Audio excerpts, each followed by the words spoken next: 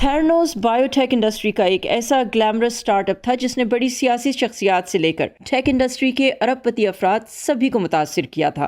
جب اس کے فراڈ کا بھانڈا پھوٹا تو دنیا بھر میں لوگ نہ صرف تھیرانوس کمپنی بلکہ اس کے مرکزی کرداروں کے بارے میں آگاہ ہوئے۔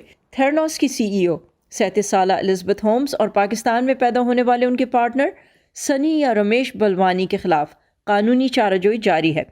الزبتھ ہومز پر فراڈ کے مقدمے میں سماعت مکمل ہو چکی ہے اور اس سال ستمبر میں انہیں سزا سنائی جائے گی۔ اس ہفتے رمیش بلوانی کے خلاف عدالتی کارروائی شروع ہوئی ہے۔ اس کیس نے بایوٹیک انڈسٹری کے ساتھ امریکہ میں اس کی نگرانی پر بھی بڑے سوال اٹھائے ہیں۔ حقیقت یہ ہے کہ انتہائی سمجھدار بہت امیر لوگ جنہوں نے اپنی رقم ان لوگوں کو دی جو نہیں جانتے تھے کہ وہ کیا کر رہے ہیں اور انہیں ایف ڈی اے ریگولیشن کے بارے میں کوئی اندازہ نہیں تھا، یہ چونکا دینے والی بات ہے۔ پہلی بات تو یہ نظر میں رکھیں کہ یہ چیز جو ہے حقیقتاً ایک مسئلہ تھی، یہ کوئی کیمپین نہیں تھی اس پرٹیکولر کمپنی کے خلاف، بلکہ بہت سارے لوگوں نے یہ سوالات اٹھائے تھے کہ ابھی ہماری سائنسی اور تکنیکی مہارت اس لیول پر پہنچی ہی نہیں ہے کہ ہم ایک قطرہ خون سے 30 یا 50 امراض کی تشخیص کر سکیں۔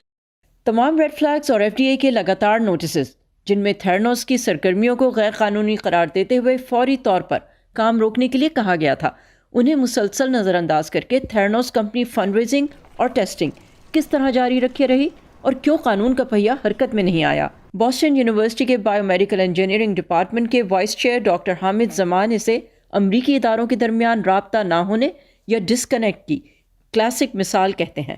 اس کا دفاع نہیں کر رہا، لیکن یہ انیوژل بات نہیں ہے کہ جب تک کہ آپ نے کہ پورا قانون لاگو کیا بہت دیر ہو چکی تھی۔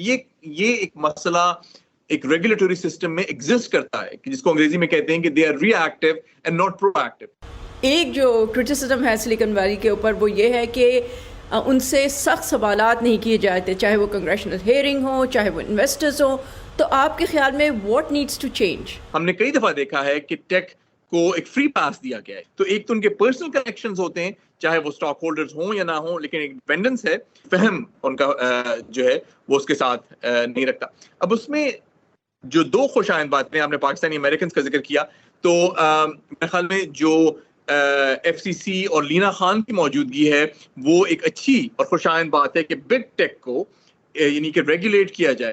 اس سلسلے میں اور میرے بہت سارے رفقا خوش بھی ہیں اور امید رکھتے ہیں کہ ایک ریگولیٹری سسٹم کہ جو کہ عام شخص کے لیے ہو اور جو کہ اس کی حفاظت کرے وہ آئے اور بگ ٹیک کو ریگولیٹ کیا جائے۔ تاریخی طور پر ٹیکنالوجی انڈسٹری میں خواتین کی تعداد بہت کم رہی ہے اور خواتین کے لیے سلیکن ویلی میں گنتی کی رول ماڈلز ہیں۔ ڈاکٹر حامد زمان کہتے ہیں خواتین کی ٹیک انڈسٹری میں حوصلہ شکنی کا آغاز اس وقت ہوتا ہے جب بچپن میں لڑکیوں کو کہا جاتا ہے کہ ٹیکنالوجی لڑکوں کی فیلڈ ہے۔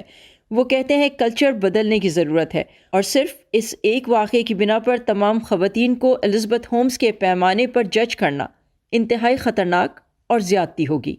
صبا Shah Khan, voice of America, Washington.